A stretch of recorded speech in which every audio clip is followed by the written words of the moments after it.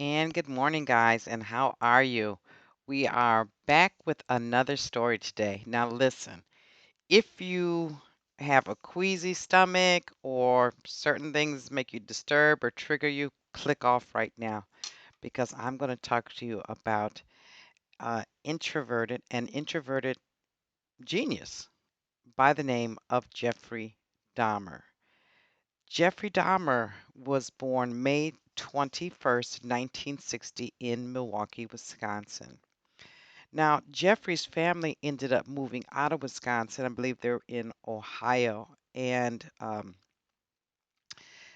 their life was a rough, not rough in the sense of financially, but rough because the family, the parents could not get along. Jeff was very quiet. He was really an unassuming kid. He was that kid in high school that was a nerd and, people would pick on and things like that. But Jeffrey was also known as the Milwaukee Cannibal. Um, Jeffrey was very introverted and he had very few friends. It kind of things with the family fighting, mom, dad fighting all the time. Jeffrey sort of slid in the background, like no one was really paying attention to him or what was going on with him. In fact, when he was in high school, that seemed to be like when most of his troubles had started. Um, he was always being mocked and he was being teased because he was such a nerdy kid. So much so that he decided to become like the class clown, simply because he wanted to be able to, get close to the other kids. But that was just an act for him. Um, he Another problem that Jeffrey had that he really struggled with was being a gay male. At the time that he would have went to high school in the 70s, and I went to high school in the 70s, excuse me, that was not a time that you come out or you own that. You hid that at all costs. You didn't show any type of effeminate behavior. And so he had to really struggle with who he really was. So much so that, in fact, there was used to be a man that would jog past his house in his neighborhood all the time, every day, every day. And Jeff would just look out the window and just fantasize about being with this guy. And he did not know how to approach the guy. He didn't know if the gentleman was gay or straight. He just know that he was very turned on and excited by him. So Jeffrey decides one day that he's going to hide in the woods with a baseball bat, and when the jogger comes by, he's going to hit him over the head, knock him out, and be able to, I guess, sexually assault him because he didn't know if he was gay or what. But this is what his plan was.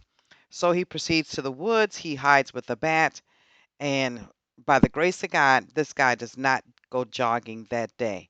And I don't know if he ever went jogging past Jeff's house again, but Jeff never went after him anymore. In fact, Jeff actually started to turn to drinking. He would drink to self-medicate, is what I like to say. He wanted to self-medicate himself. There was troubles at home. He was struggling in school. He didn't have any friends. He was struggling with his identity. Um, so he would drink even in school. Even students or adults now that went to school with him would always talk about how they had smelled alcohol on Jeff whenever he was around.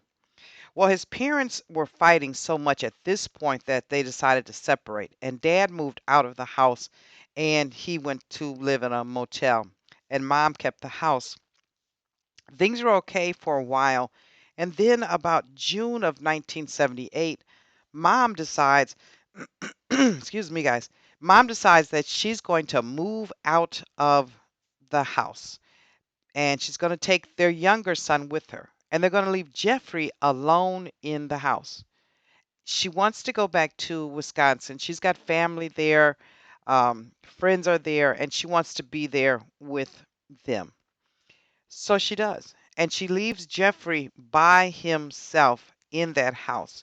And now at this point, Jeffrey has graduated from high school and he's not doing anything really but hanging around the house, eating fast foods, not doing too much. And then on June 18th, 1978, Jeffrey is out driving and a young man is hitchhiking. He picks the young man up. The young man tells him where he wants to go, and Jeff says, "Sure, I'll take you, but why don't you stop at my house and we'll party first?" So the young man agrees. They stop at Jeffrey's house. They allegedly had drugs, had sex, and Jeffrey kills him when the young man is ready to go because the young man had to be somewhere at a certain time and it was well past that time. Jeffrey could not stand anybody leaving him. And so when this young man suggested, "Well, I've got to go, da da da," Jeffrey killed him. Jeffrey then proceeds to cut up and dismember the young man's body. He gets trash bags and puts his body parts in the trash bags. He puts him in the back seat of his car and he's going to drive off to some deep woods to bury this young man. On the way, lo and behold, cops stopped Jeff. Jeff had been drinking, so he was driving somewhat erratically. The cop had Jeff get out the car with the bag of the boy in the back seat. Okay, the body, dismembered body, is in the back seat in the trash bag. Jeff gets out of the car. He proceeds to take a sobriety test. The cop kind of gives him a slap on the wrist, sends him on his way with the young man in the body. Jeff ends up turning around, going back home, and buries the young man in his yard.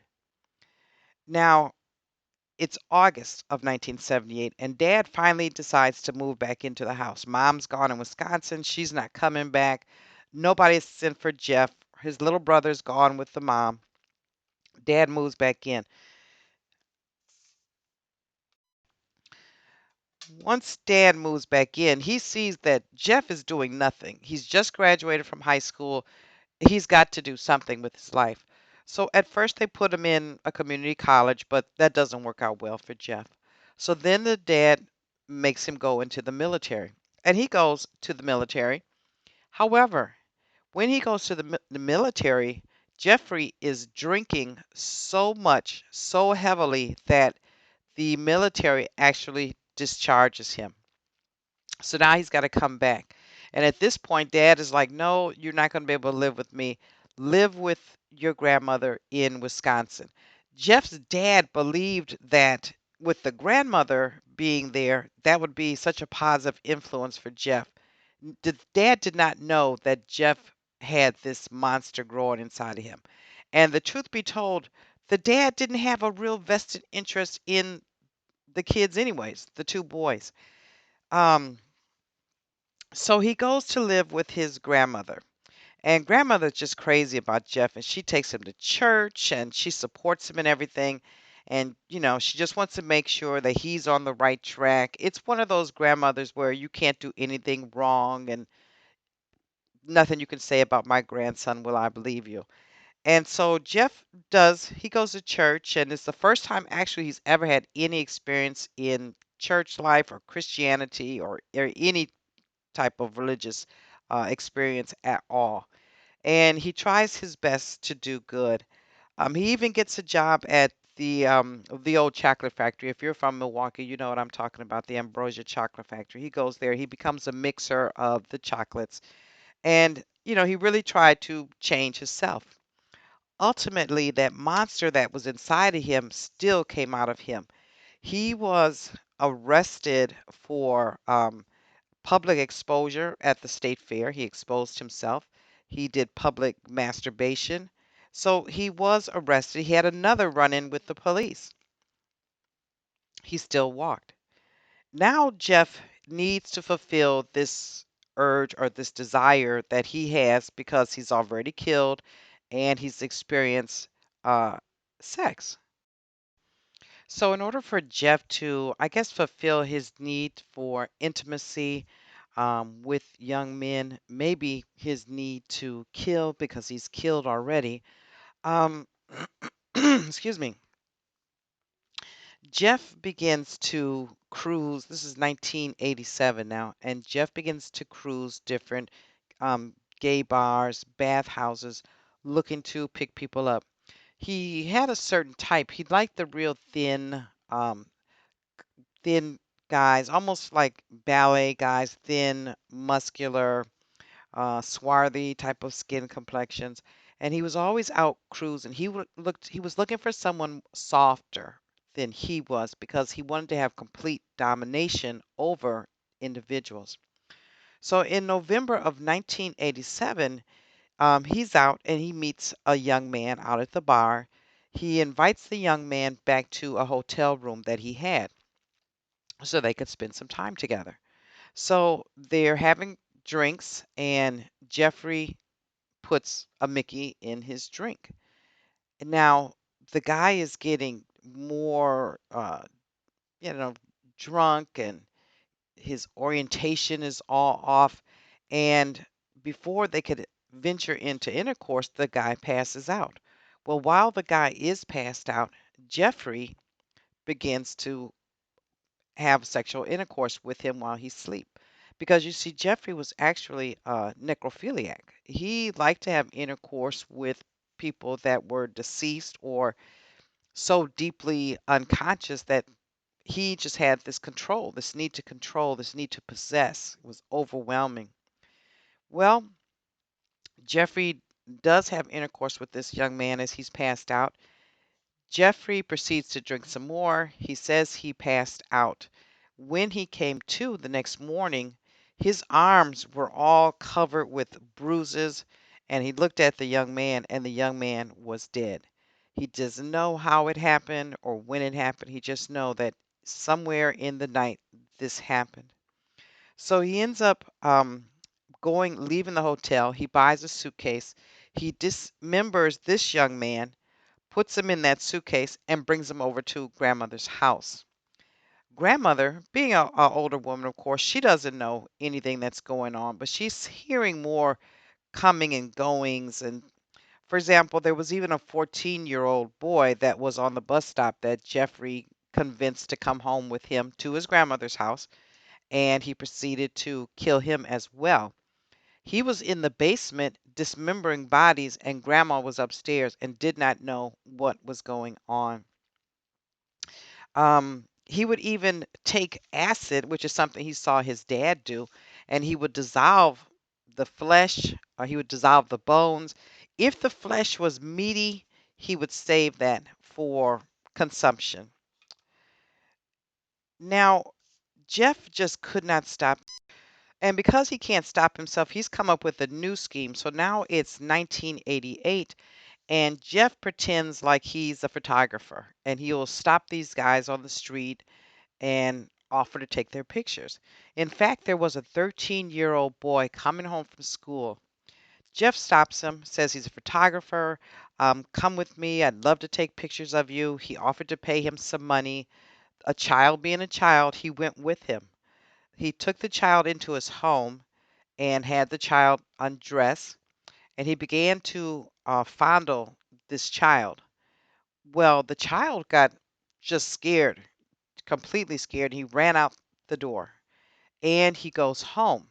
He tells his parents what happened and they call the cops. Now, it wasn't until that was 1988. It wasn't until the next year that they finally investigated the situation because the parents were not going to let go of the matter. They weren't not going to let it go. They weren't going to tell their kid to forget it. They paid a lot of money for their attorney and everything else. And they ended up arresting Jeffrey and charged him with this particular crime. Jeffrey ended up getting 1 year incarcerated and 5 years probation. Well, during that 1 year of incarceration, Jeff was on good behavior and stuck to himself and minded his business, and he was ready to get out. So now Jeff starts this writing campaign to write the court, write the judge, saying what he's doing, and how he's remorseful and he won't do it again, trying to get out. But at the same time, his father was also writing the judge and telling the judge, do not let him out. He needs to be in there for the full year. He probably needs more time, but they They didn't. They let him out. In fact, while he was in jail, he was supposed to be getting therapy at the same time so they could see what was going on with Jeff. Jeff never had one day in therapy. They dropped the ball. The cops, the courts, they dropped the ball. Um, so now Jeffrey is back out again. And I have to share this with you that even when he was waiting to be sentenced for this particular crime, messing with an underage child, he killed two more people before he was even sentenced. And then he did the 1 year in jail and he had to be on probation. Um, at this point, Jeffrey decides he wants to get his own apartment. And he got this apartment that's downtown. I know where it is. It's not a place that you go to, it's very rundown, dilapidated, very impoverished area, but it's close to where the gays were hanging out at that time of it's not like that now, but back in those days. And Jeffrey gets an apartment of his own. And now he's on this continual habit. He's got his routine down where he gets drunk, he'd go out to the bars, he'd find a guy, bring him back home, get the guy drunk, slip him a pill, and then once he passed out, he would kill them.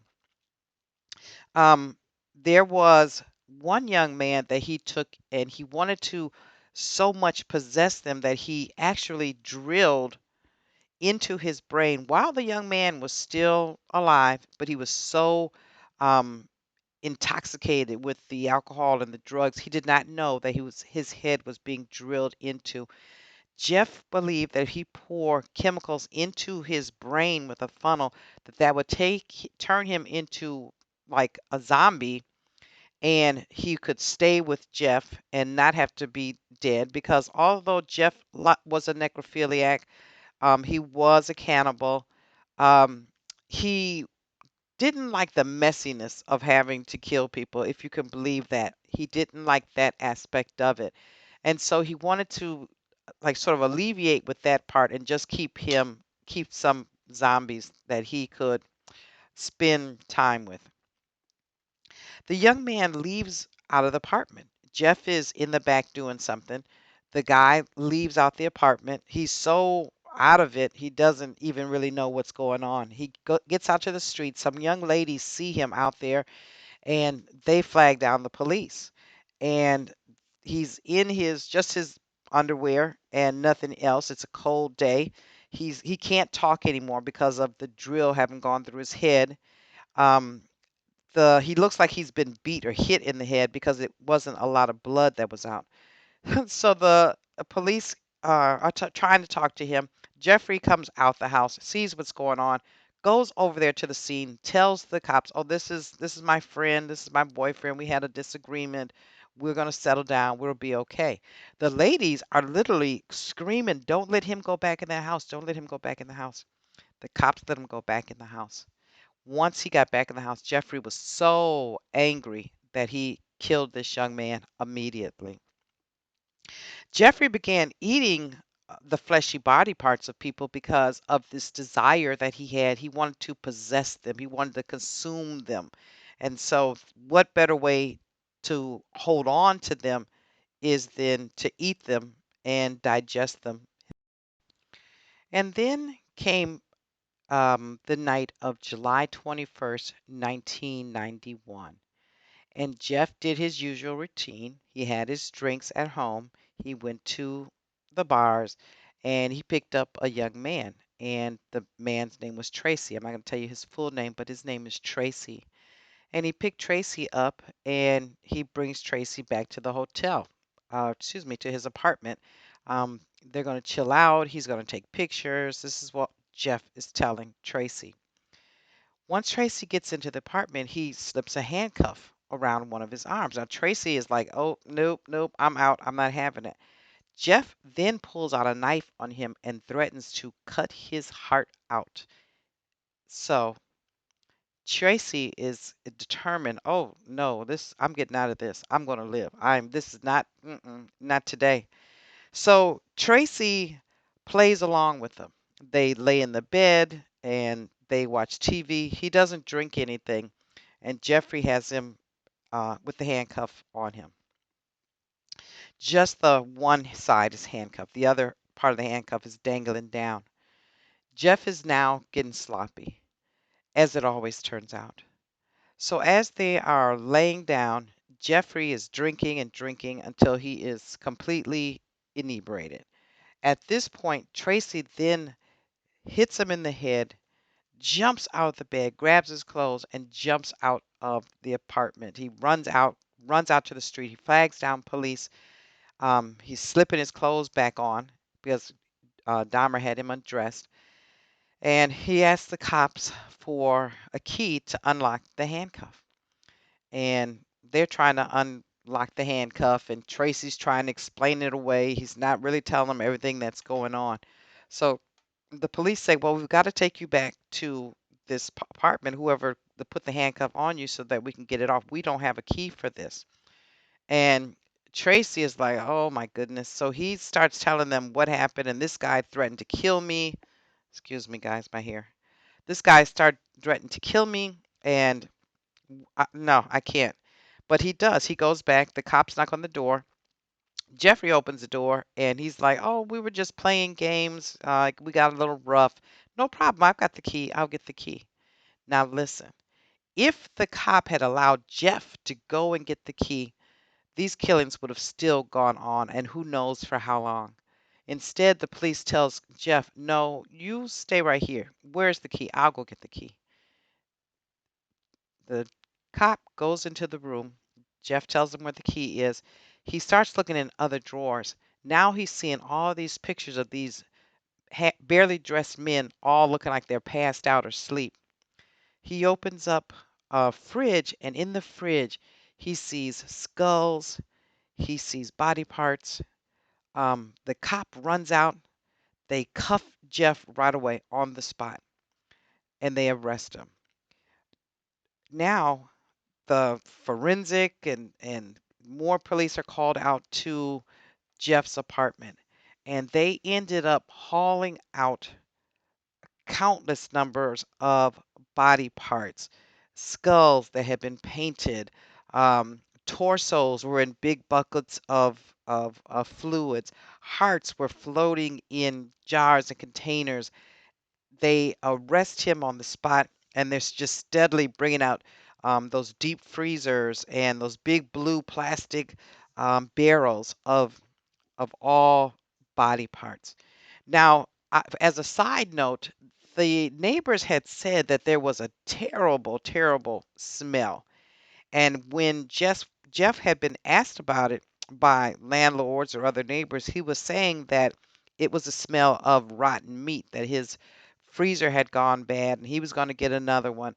But but everyone seemed to know that no, that's worse than rotten meat. But yet nobody called the police. And I just my own speculation is because of the area that it's in. It was impoverished. There was drugs. There was poverty. There was a lot of things going on that would keep people from calling the police.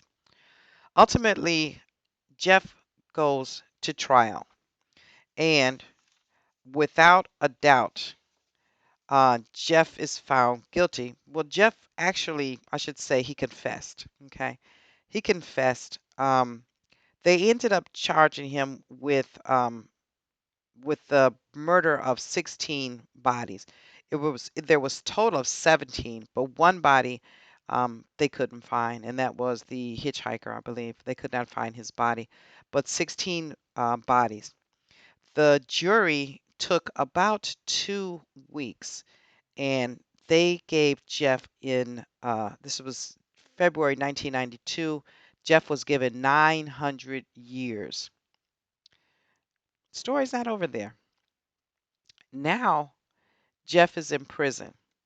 Jeff is doing fine, but he's making light of all these crimes he did. He would tell people, "Watch out, I bite. Um, I might cut you up," making a joke of the whole thing. And then one day on November 1994, it was Jeff, another gentleman, and they were cleaning the gym area. A third man came in and he confronted Jeff about he saw a newspaper article of all the crimes that Jeff had committed, all the people he had eaten or murdered, and he confronted Jeff.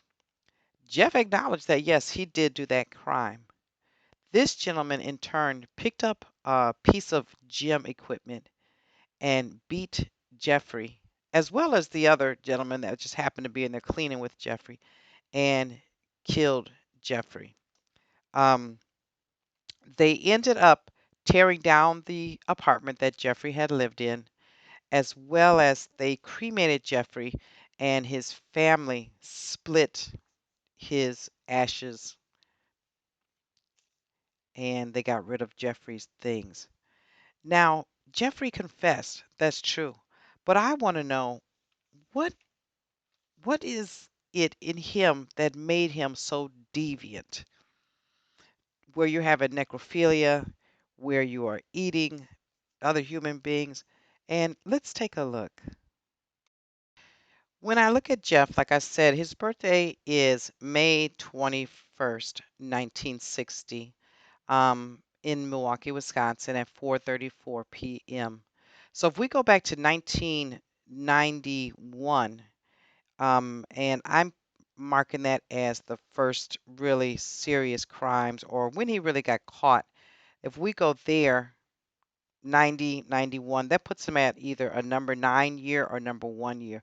A number 9 year is this cycle was coming to an end for him no matter what. The cycle was coming to an end, and that was his personal year that he was destined to get caught because he was at the end of this cycle and he was just easing into a number one cycle, which is new starts and new beginnings. And he was going to have that, but he was going to have that in jail. His number five tells me there was a lot of changes in his life growing up. A lot of, I always say to people that five is fun, adventure, and freedom, but it's also severity because to have all that fun, freedom, and all of that, there's a price to pay. And he was paying that price. He has a two and a one that says that he doesn't mind relationships, but he liked a soloness as well. So that meant to me I can be with you now, but not for long, not forever.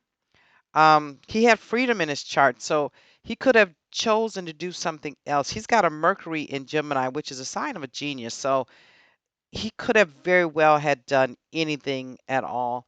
This is a story of nature versus nurture, really, because in his house there was so much turmoil that rather than his mind being used for good, his plans being used for greatness, which is what he could have contributed to the world in the science field, instead he goes in this direction. His conflicts were going to be private, which they were, but ultimately public. His rising is Libra, his sun Gemini, and his moon Aries. So with that Libra and Gemini, that speaks to me of a lot of indecisiveness, um, changing your mind back and forth, coming up with these great ideas and that great ideas. And then if you're fueled with that Aries energy in that moon, that to me showed me somebody who was acting on emotional impulses. Okay. They felt it and they acted on it without giving it a whole lot of thought. He's got his Taurus is in Venus, which is a nice place for some things. But in this case, for him, he longed for attachment. He was extremely possessive. So when he was with someone or wanted to be with someone and they talked about, I'm going to go home or the night's over, he couldn't take it. He couldn't let them go at all. He had to own them, every bit of them. And then he has a Mars in Aries, and boy, is that a tough spot right there. That fire and that fire double double, very hot. He had a very hot temper. He had this Gemini Libra amiable look that could hide this anger that was within him, and it was within him.